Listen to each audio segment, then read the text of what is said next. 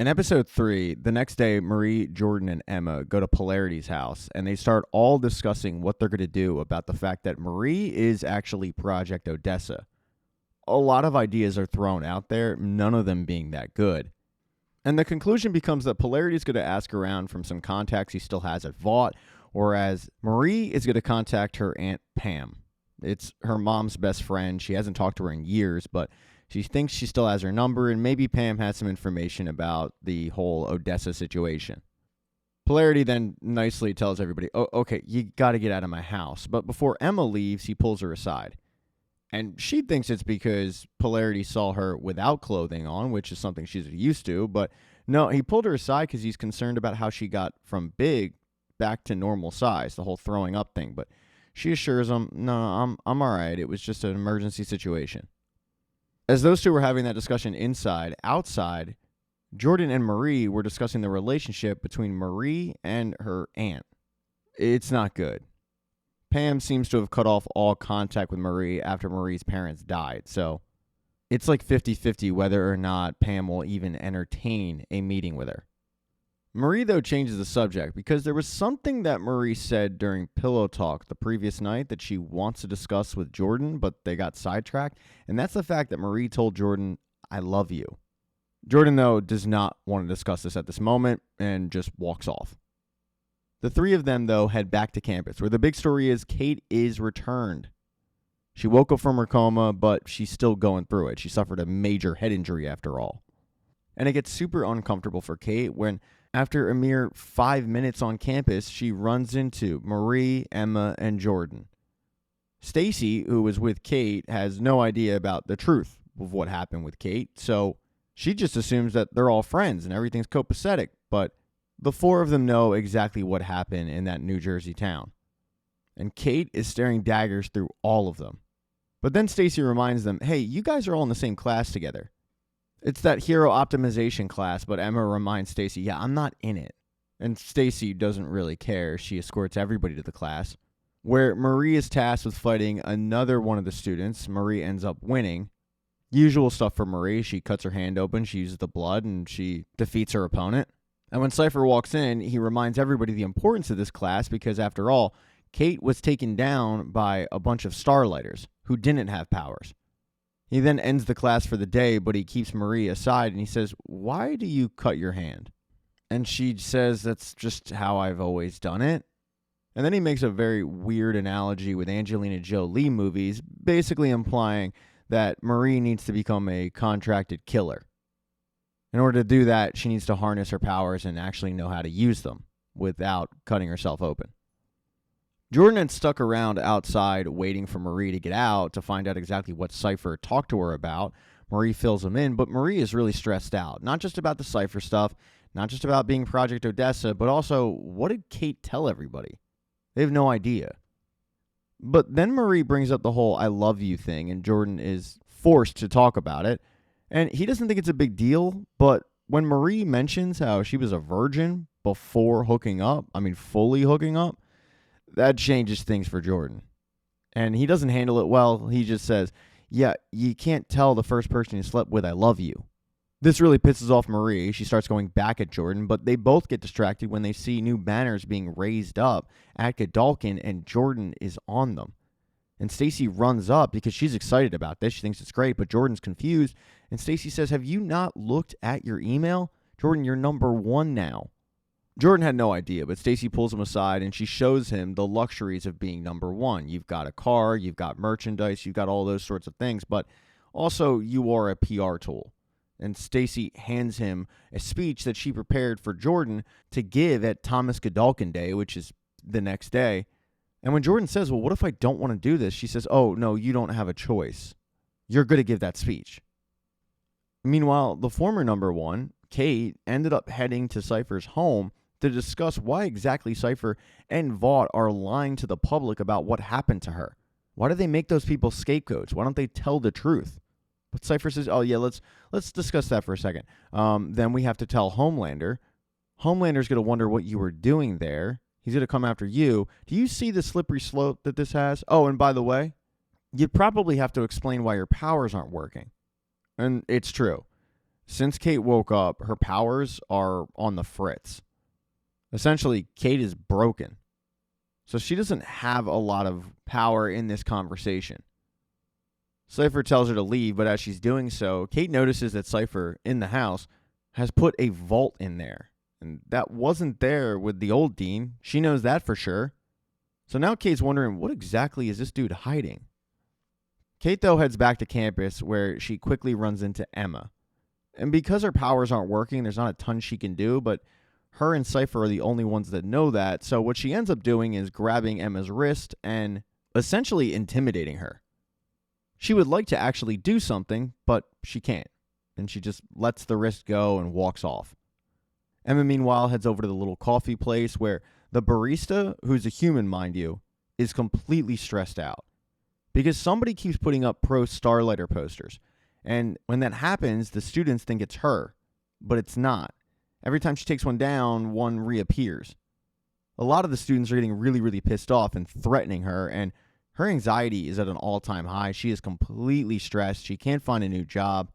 So as Emma is ordering muffins, another poster appears, and the barista just loses it.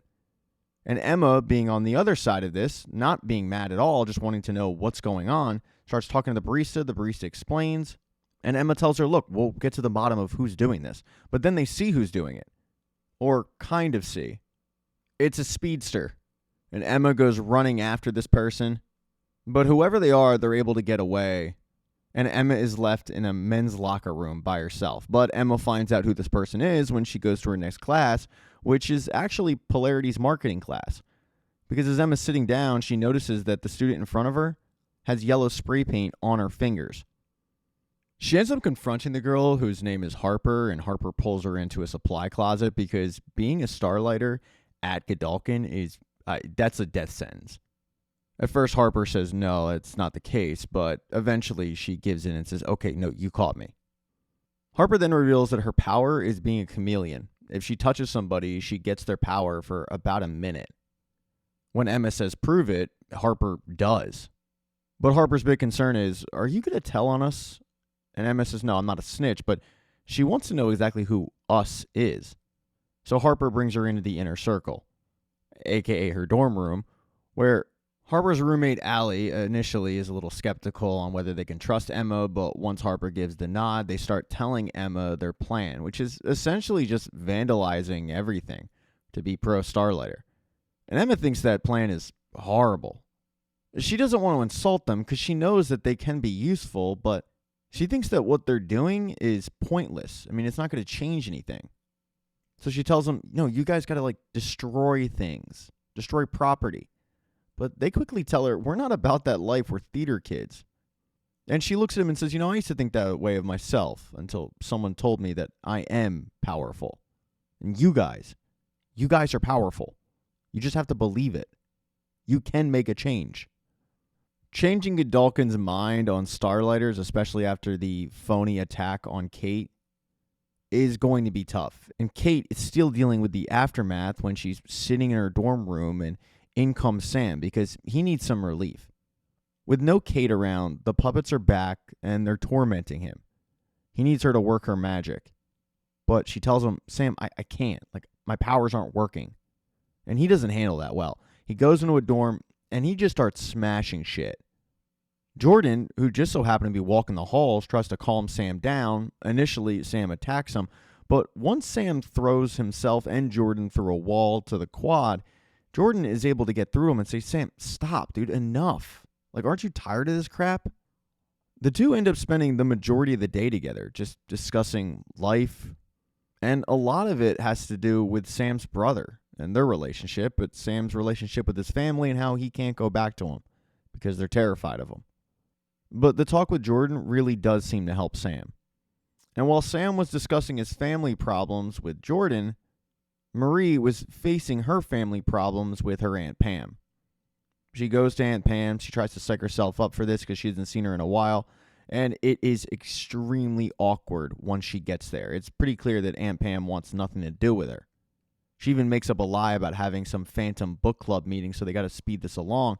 And Marie says, okay, do you know anything about Project Odessa? Like, I found this picture in a file about it. Do you know anything about it?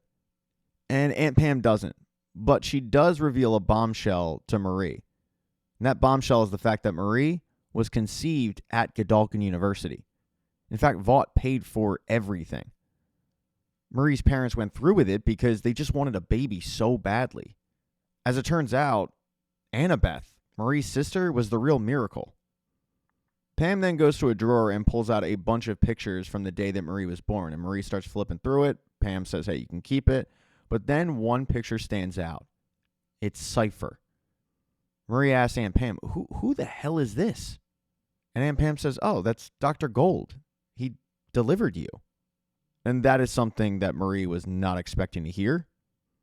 But with photos in hand, her and Aunt Pam sit down, they start flipping through them, they start laughing, and it seems like they're actually in good spirits, like their relationship is slowly being mended. But Marie does remind Aunt Pam, hey, you have that Zoom book club thing, so I think I'll get going. I'm going to hit the bathroom before I leave. And when she does that, she notices that there's a bedroom door open that when she peers inside, it's Annabeth's room. Aunt Pam catches her in the act and says, you got to go. And Marie says, what the hell is this?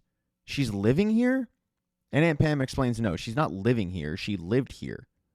This sparks a massive fight between the two. Marie wanting to talk to her sister, and Pam saying, no, I can't let you. She doesn't want to talk to you. And that's when Marie just loses it. She reminds Aunt Pam that she is not a monster, even though Aunt Pam has made her feel like she's a monster. She was a girl who got her period, and that was it. She didn't ask to be injected with Compound V. Her parents chose that for her. And all she wants to do is talk to her sister, who she hasn't seen in years and she's been trying to track down. Right before she leaves, she just looks at Pam and says, can you just tell Annabeth that I was here? And then she heads back to Godolphin with the information. Once she arrives, Godolphin Day has kicked off. Cypher is up on a podium giving a speech about being a soup and all that propaganda BS. Marie is watching it with polarity when she hears Jordan yell her name. And Jordan initially asks, hey, what did Aunt Pam say? And Marie starts going through it, but Jordan cuts her off and says, I love you. Look, I haven't said this to anybody else. I've never felt it, but I do love you. And the two kiss. It's adorable. But then Jordan hears their name because they have to go on stage and give that speech that was prepared by Stacy. And when they get up there, they start giving that speech. I mean, verbatim, word for word. But then she looks over at Marie and something changes. Well, first of all, she changes. I mean, she changes from a boy to a girl. But then the second thing that changes is the fact that she goes off script. She looks at the crowd and she says, Andre Anderson is dead. He died in that facility. And Kate wasn't attacked by Starlighters. No, she was attacked by me. And the whole crowd is booing. As Kate, Marie, they're left dumbfounded listening to this. Thank you so much for checking out this recap. Please consider subscribing to the channel and subscribing to my Patreon. Hit thumbs up if you liked it. Smash that thumbs down button if you thought it sucked. If you left a comment, I don't get back to you. I usually don't check the comments unless they're like a super comment. Also, if you don't see the next video up on the end screen, not to worry. It'll be up in a day or two.